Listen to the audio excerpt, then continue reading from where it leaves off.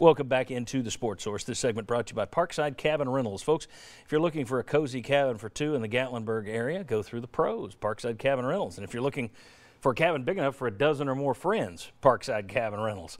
They have the best options in Sevier County. Check out that website right there, parksidecabinrentals.com. All kinds of sizes and layouts, great locations. Plus, you get free parking in downtown Gatlinburg, Parkside Cabin Rentals. All right. Yesterday, Florida, by the way, I want to start what had happened on the graphics before. It's the first game that South Carolina is away. Tennessee is at South Carolina, was in January. In February, I just copied the line and stupidly forgot to erase the at. So they're at home the second time they play South Carolina. So when you go to Kentucky, it will not be coming off a road game at South Carolina. It will be coming off a home game against South Carolina. Sorry. When you're typing at 1 a.m., those things happen. Yesterday, Florida put an absolute beat down on Michigan. Just crushed them. 40-point Jim Harbaugh. For all the he's the one-man retaliation for anybody that ever tells you, all you got to do is spend money to win. Tell it to Michigan. How's that $7.5 million looking? 1-9 versus top 10 teams since he's been up there. Wow. All right. Anyway, Dan Mullen in Florida put a beating on him. That got me thinking back to last offseason when a lot of people said, we don't want Dan Mullen here. What do you do at Mississippi State?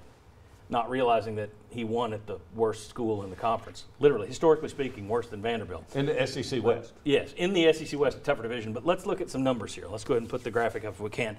The first half is kind of the predictions and stuff from the past. 2017, you see Tennessee's overall rating 4-8. Florida was 4-7. 2018 media pick in the East back this summer. Tennessee was picked for 6th. Florida was picked for 3rd. First team All-SEC picks back this summer. Tennessee was picked 1, that was Trey Smith. Florida had 2. Then you go forward, Tennessee finished 7th, not 6th. Florida finished 2nd, not 3rd. First team All-SEC picks, 0 and 1. So it's not like it was night and day. 2018 overall record, 5-7, 10-3. Bowl game, none for Tennessee. Florida went to a Big 6 bowl, and I got an asterisk there because they're going to finish in the top 10. Now recruiting, you're ahead, but not by much, and Mullen has proved over time he doesn't have to be highly recruited, winning recruiting rankings to win the games. I don't know where it's going to be 5 years, 10 years from now, and I certainly don't know that Dan Mullen would have done that with Tennessee this year. I don't think he would have. I don't think he would have come to Tennessee and gotten Tennessee to 10-3, top 10. But would the program be in better shape if Tennessee could have lured Dan Mullen here? He wasn't interested. His eyes were on Florida. Would they be in better shape, or do you still like the Pruitt hire as better than Mullen looking forward? Well, I would have hired Mullen if I could have last time, and I think that the program would be in better shape with Mullen. I just think he's such a good developer of quarterbacks. I think his offense is really productive. He finds ways to get the most out of them. Look, I don't know that Florida's quarterback is a whole lot better than Tennessee's quarterback, but they won twice as many games. So, yeah, and Mullen's a proven coach. I respected what he did at Mississippi State because I know how bad that program had been before he got there. So would Tennessee's program be better off with Mullen? Yeah, it would be. 5 years, I may have a different tune, but right now I'd say, yeah, Tennessee's program would be better off. I think Tennessee's program would be better off if Mullen were here or if Mullen had gone somewhere other than Florida. That's it. That's the problem. You didn't just lose him, you lost him to you're going to see him year in, year out. So Pruitt's going to get a chance to prove himself against Mullen.